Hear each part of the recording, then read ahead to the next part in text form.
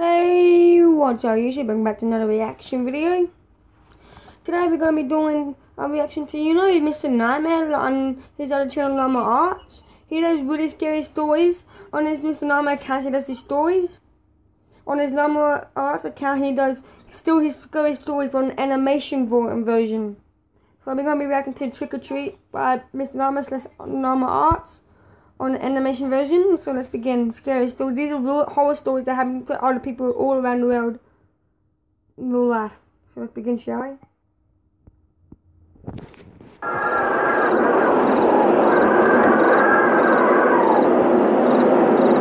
It was Halloween night of 2007, freshman year in high school, and I was with my friends, Ivan, Ryan, and Jesse. We were all dressed as the Super Mario characters. I was Luigi since I was the second tallest. Ivan was Mario since he's short and buff. Not that Mario was buff. Jesse was Waluigi because he's freakishly tall and skinny, and Ryan was Wario because he's just really fat. So they were the perfect group costumes for us. We live in a very non-congested suburban neighborhood with a decent amount of space in between houses. On Halloween, that's the worst thing ever. Less bang for your buck. We were trick-or-treating for hours, way past dark, and eventually came the time when most trick-or-treaters were heading home. My feet started to hurt, and I had to constantly switch arms for holding the now 10-pound pillow sack of candy, but we planned on going until our bags were completely full.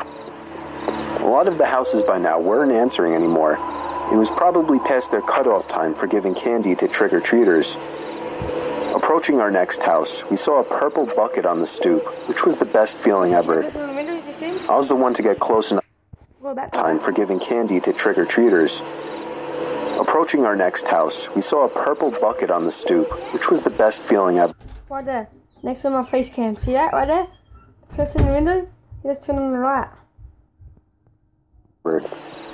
I was the one to get close enough to realize it was empty, which was the worst feeling ever. I turned around when I heard a knock at the window of the house. We all looked at the window.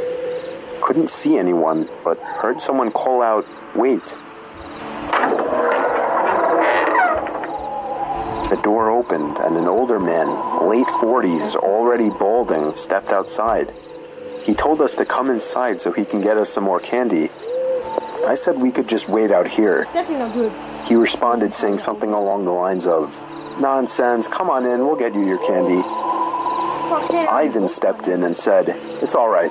Come on, Dan, let's go." I told the guy to take care and apologized. He just stood there watching as we walked off, not saying anything.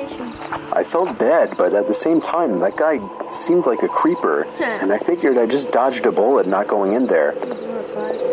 If the story ended there, it wouldn't be scary, so of course, it didn't end there. We skipped a few of the guy's neighboring houses just to get further away, and continued on with our business. We were walking down close to the nature preserve now, so there weren't many houses around us. At this point, we were now walking back closer to Jesse's house. I noticed Ryan had stopped walking, and I turned around to see what's up. He said he heard someone moving from behind the trees in the preserve.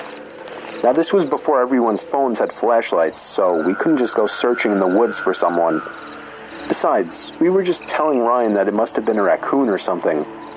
You may think this is a bit of a cliche, but when things like this happen in real life, you always assume the more logical possibility. It's just natural. Why would we assume we were being followed? I had to put my arm around Ryan's shoulder and nudge him forward. A little ways down the street, me and Ivan picked up on the sound as well. When we all stopped, the sounds of the footsteps from beyond the trees stopped as well.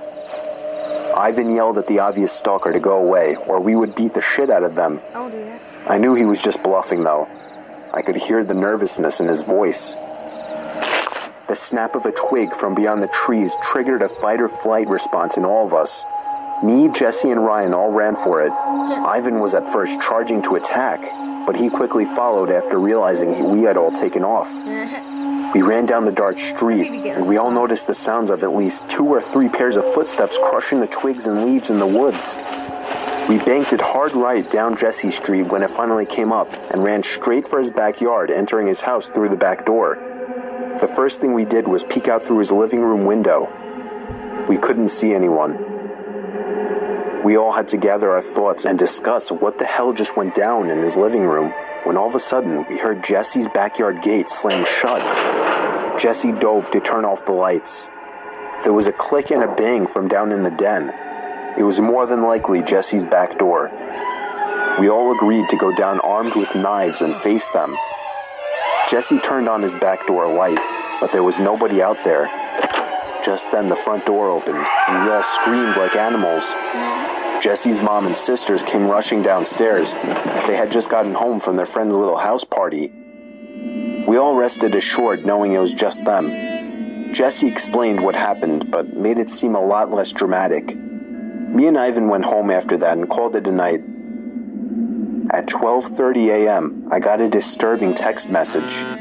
It was from Jesse. It said, "It wasn't my mom." I texted back saying, "What?" He responded back quickly, saying, "It wasn't my mom in the backyard." My fingers slammed the buttons on my phone, responding back, "What do you mean?" There was a long pause before he finally told me that his mom and sisters said they never went in the backyard. I told him to immediately check the backyard from his upper deck. He had already done just that. He also told his mom everything, and she had already called the police. They didn't find anyone back there, but Jesse did mention the guy who invited us in while trick-or-treating.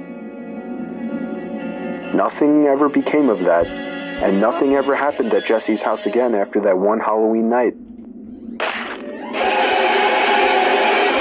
Happy Halloween! I'm sorry. See, I'm stupid. I should have done this video on Halloween. Alright, I won't be here because I'm going to see the new Cold Truck in cinemas, so yeah. So I hope you like and subscribe. That was pretty scary. See you for my next video. Peace out.